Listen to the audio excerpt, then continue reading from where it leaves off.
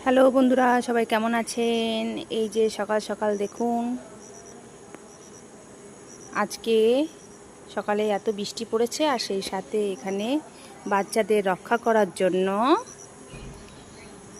এই যে ওর মারা চলে এসছে। মা চলে এসে একদম আগলে রেখেছে বাচ্চাগুলোকে। দেখুন কি মিষ্টি লাগছে, চুপচাপ বসে আছে।